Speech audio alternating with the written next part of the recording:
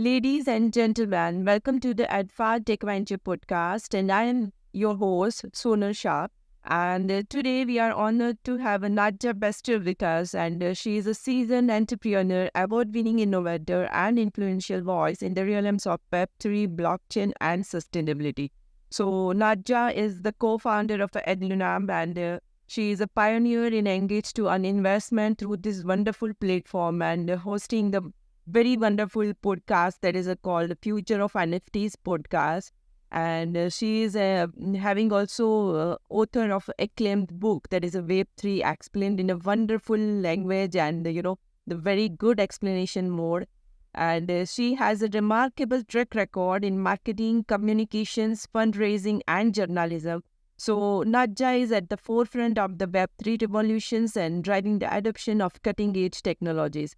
We have heard, that you had faced so many challenges and so many challenges with the actual opportunity. So that is the best combinations that you have identified what are the challenges, and moreover the challenges you are saying it's an opportunity, right? So can you share some of the challenges that you had overcome and how you have faced, to overcome with building and growing with AdLunam? Yeah, great question. I think, it's interesting that we started this conversation talking about challenges because so much of what happens in Web3 it's like two sides of the same coin. On one side, it's an incredible opportunity, and on the other, it's an incredible challenge. And so AdLunam, especially in terms of challenges, so much of it was determined by the timing. So we raised funds in, I think it was end of 2021. It went wonderfully well. We raised $1 million in 24 hours. We raised 2.5 million in 5 days. We ended up turning away millions of dollars in investment. So it really all seemed like it was just on the up and up, and we're about to launch, we're about to have our IDO, everything is great. And then the market turns.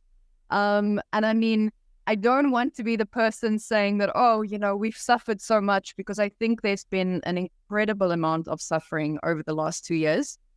We know with the collapse of some of the biggest companies in the crypto space and the damage that has caused not only for the investors of those companies, but I mean, ultimately everyone involved in this industry, because it's always a difficult industry to be in when the average person, A, doesn't understand it, and B, doesn't trust it or doesn't believe it. So already just being in this space is challenging, but then when the market reflects this, it becomes even more challenging. So for us as a team, we were faced with an incredible dilemma. Okay, we've raised funds. We cannot launch because there's zero incentive for us to launch a token when the market has just fallen flat. Not to mention, as a Launchpad and an Accelerator, projects completely came to a standstill, most projects anyway. And so we couldn't launch projects, a lot of projects, because I didn't have the funding to build in the bear market, they just went into hibernation. And so for us, the challenge then became, here we are, brand new company, amazing team, amazing product, everything is going so well. However, there's no market to work with. Can you share something about, your role as a leaders, and what is that something that, driving every innovations and going with the sustainability within the industry as a entrepreneur from your side as a role? Yeah, very good question. I mean, I think when it comes to leadership, there are some people, at least this is what I always used to believe. I used to believe that there are some people that are born leaders. And if you're not a born leader, then that means leadership is not for you. Because, society defines leadership by very specific parameters. So you're the CEO of a company, you're a leader. The management of a large team, you're a leader. However, we don't really talk about the concept of A, self-leadership, and B, peer leadership. Because I think we live in a time at the moment, I mean, first of all, it's a very exciting time. I've not been alive at any other time, except for the few years that I've been on Earth. But surely the changes that are happening right now are happening on a scale and at a level that we've never seen before. So it's an incredibly exciting time. But on the other hand, it's a terrifying time because we don't actually, as you rightly said, we have no idea what is going to happen even the next day. I mean, while we are having this podcast, there might be some major announcement on the news that might change our entire world and, turn it upside down. So we live in a time of great uncertainty. And I think there's a lack of role models, especially leadership role models. Of course, we know governments and corporations and celebrities, they are well loved. And then the next second, some other scandal comes out and then, okay, it's a fallen angel. So for me, I think leadership has always been so much more about self-leadership than it has been about, okay, I need to be a leader for others. Because if I'm able to manage myself, which is not the easiest task in the world, I'm neurodivergent, I have ADHD, I'm a single mother, I'm running a company, there's so much happening. And so if I don't place myself as the first leader that I'm answerable to, even if no one else knows, the integrity, the ethics, the approach, the commitment, the passion, the dedication, those are things that I consider myself, I'm answerable to myself for those things. And I think what happens as a result of taking this approach is it ripples out and it becomes a peer leadership.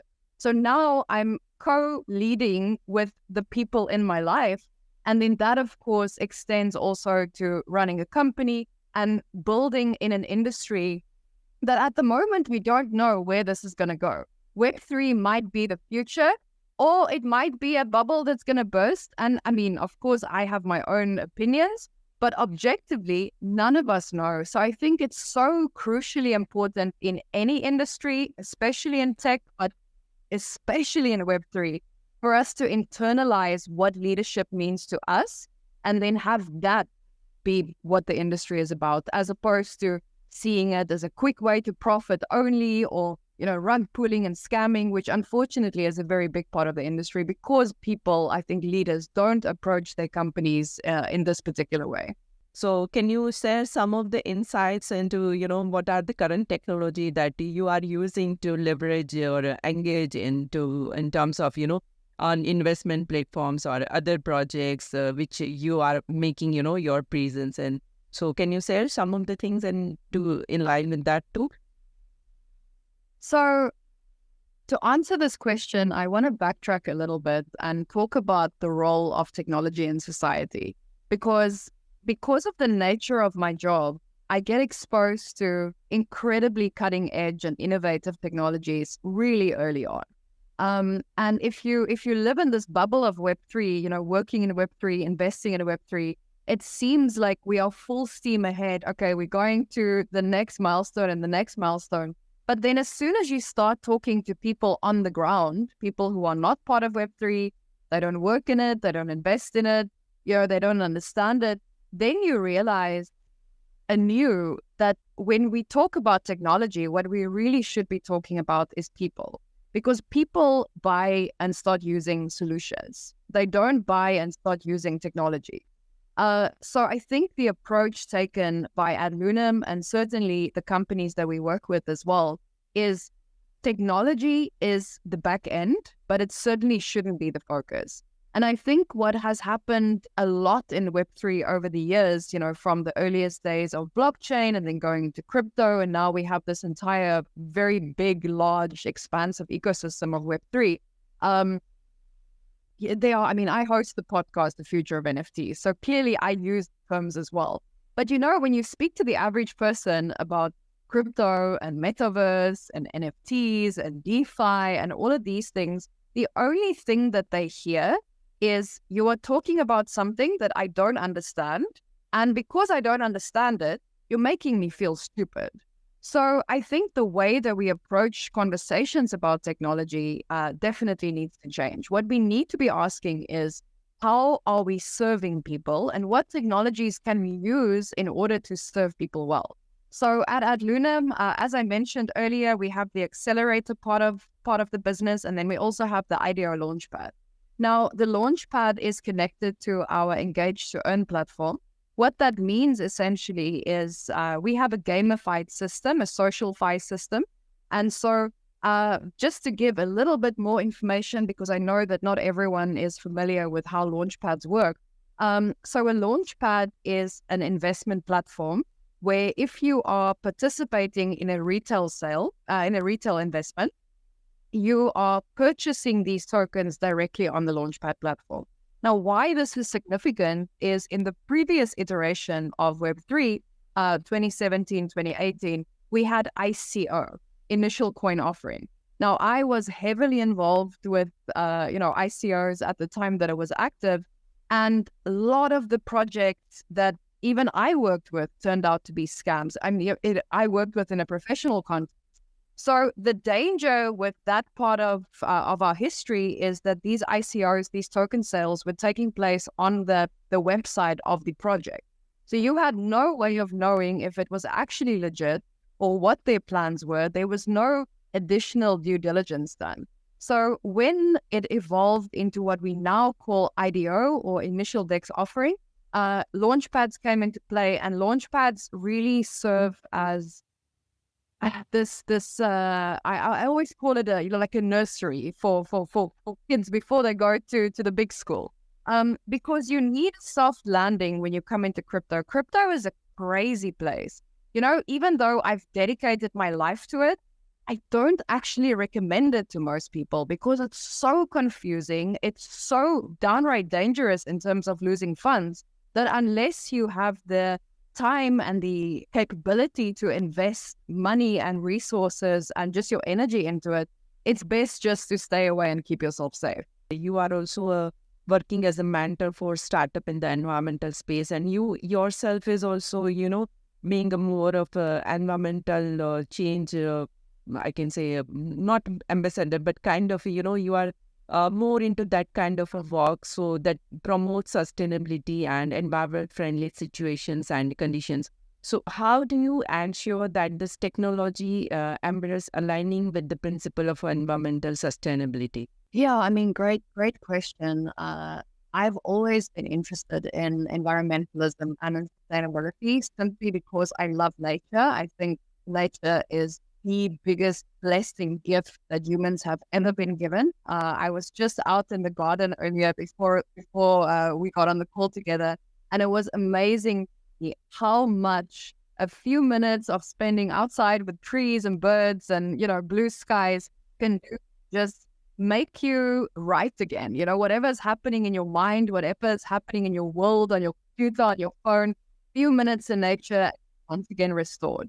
So I've always had that kind of thinking, but I think at the moment, what we are experiencing in the world in terms of climate change now, some people believe it's human-induced, others believe it's not.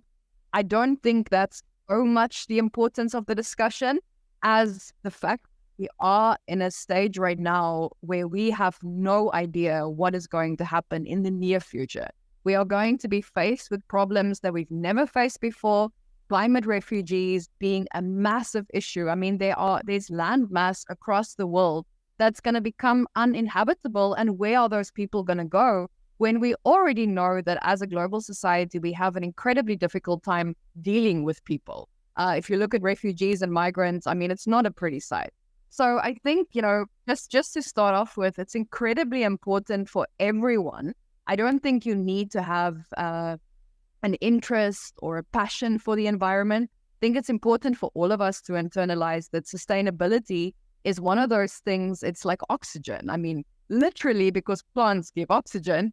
So it's one of those things. It's not optional. So what I always recommend when I talk to startups, I mean, look, not everyone is in the environmental space, and not everyone necessarily even need to do or take many different steps in order to make themselves more sustainable, because a lot of people's businesses don't require, carbon emissions or whatever the case may be.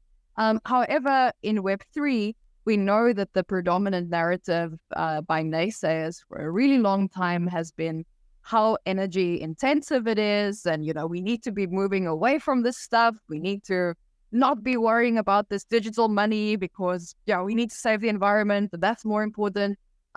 there's definitely a place for these two things to coexist. Not to mention that without any money, industries that are really focused on money, there wouldn't be any funds for the environment, because that's how humans are wired. They are wired for profit. They're not wired for sustainability.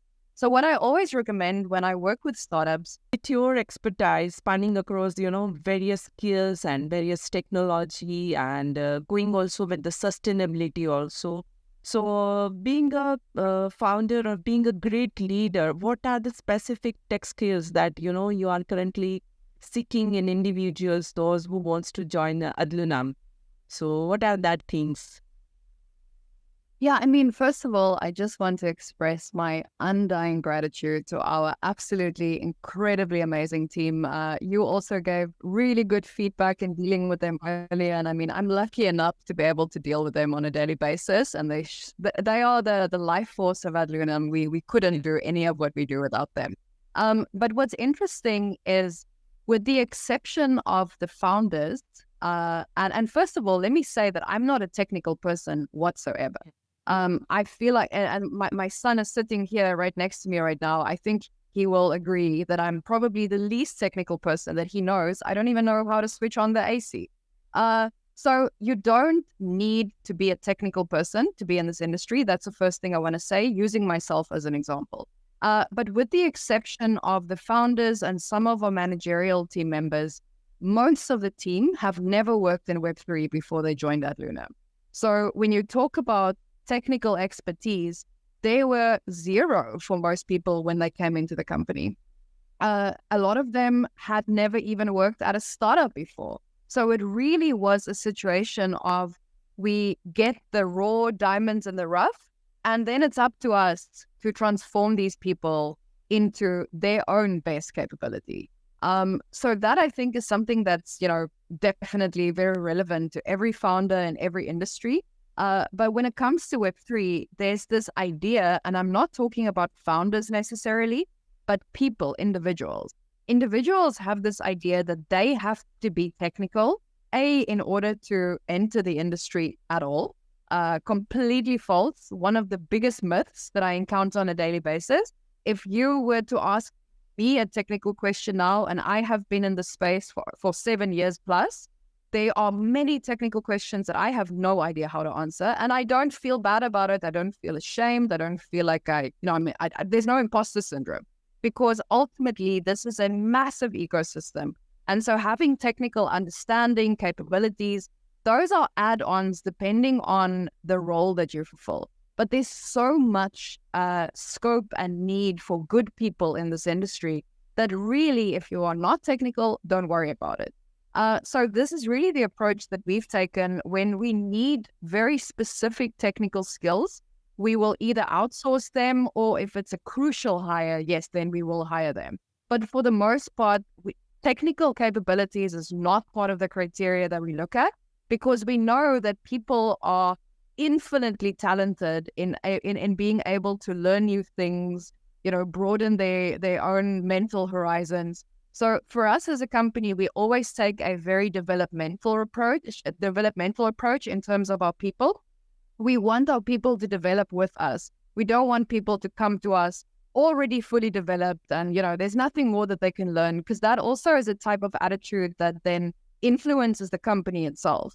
I mean, this is a new industry. We ourselves are a new company. And so we love learning together. And for us as a team, everyone learns. Everyone learns. I mean, I learn something new every single day, thanks to my team members. So definitely there's no obstacle and hurdle if you are not technical, or if you are technical, but you constantly feel like, oh, I'm not technical enough. There's a place and a space for everybody.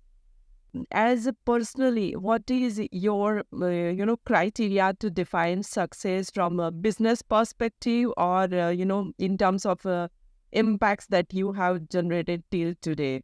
So can you define something on that too? Yeah, I mean, as we were talking about earlier, success looks different for every person, and it certainly looks different for every business as well.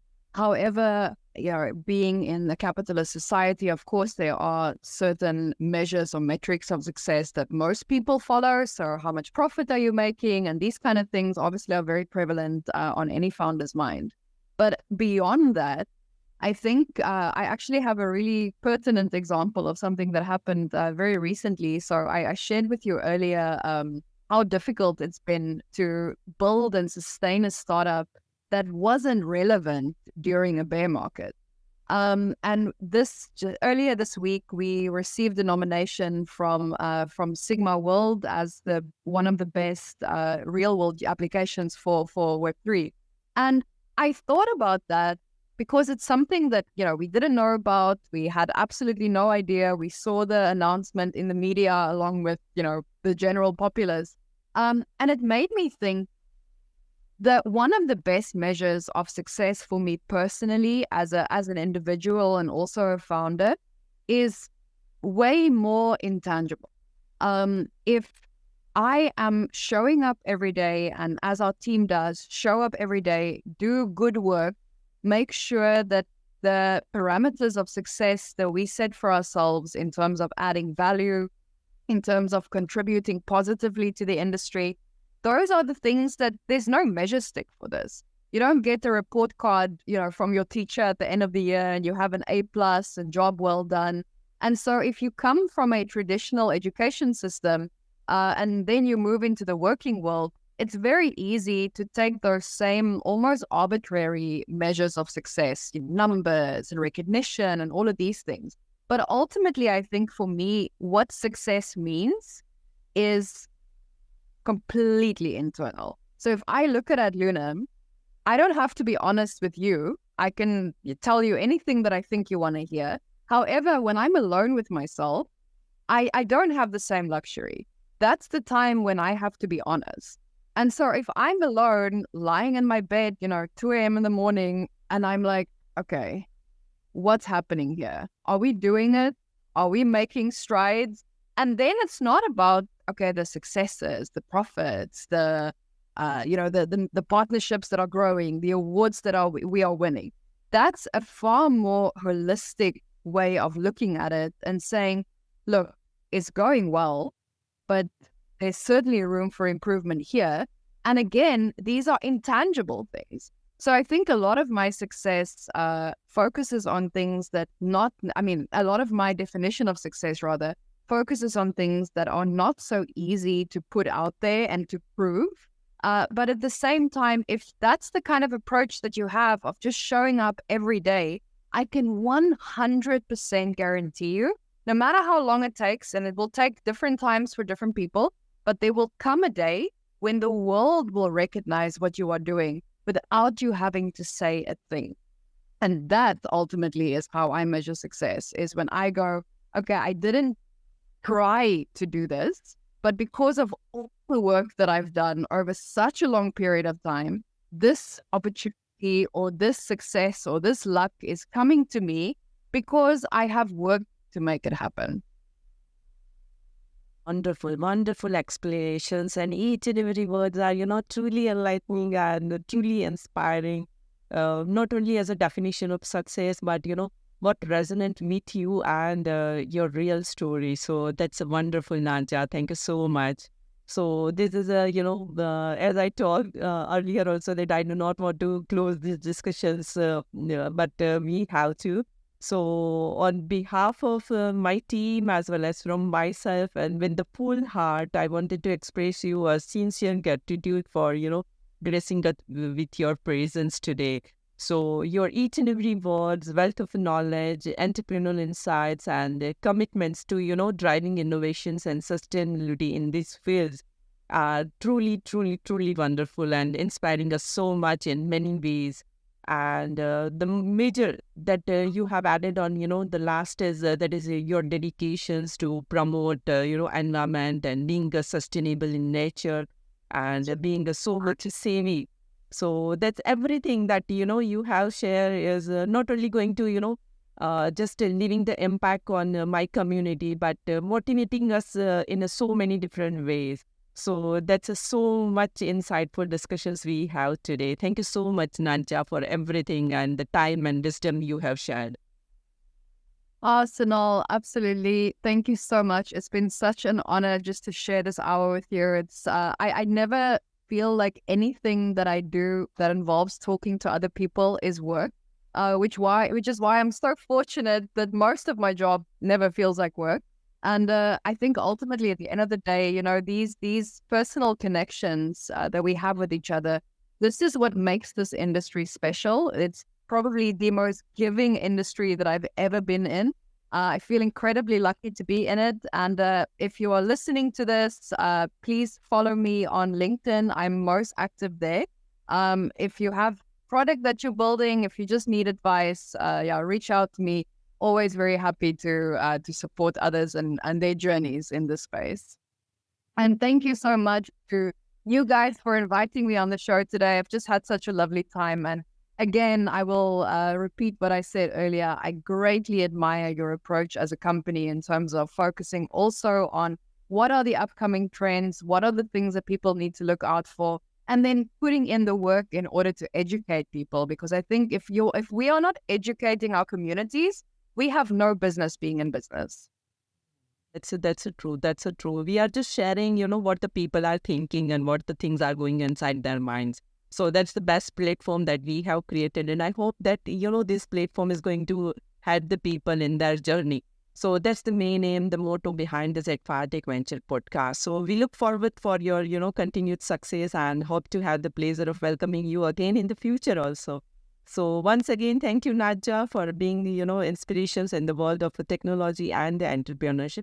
And as you had already, done my job by, asking for the people to join you on the LinkedIn. So my humble request to all the listeners, if you need any kind of help in terms of, entrepreneurships, technology, and what is the future in terms of investment and what the work Nadja is doing. So just directly go and follow Nadja Bester on her LinkedIn page. And if you want to know something more in details, you can directly go and message her. She will give the best reply possible.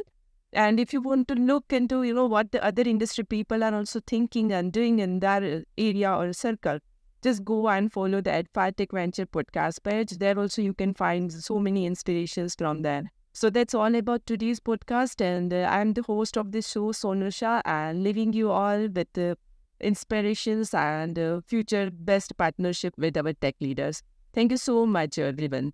Thank you so much, Sonal. It's been just a pleasure spending this time with you. I'm really, really happy that we were able to connect today. Nadja, looking forward for a great collaborations. Thank you. Likewise. Bye.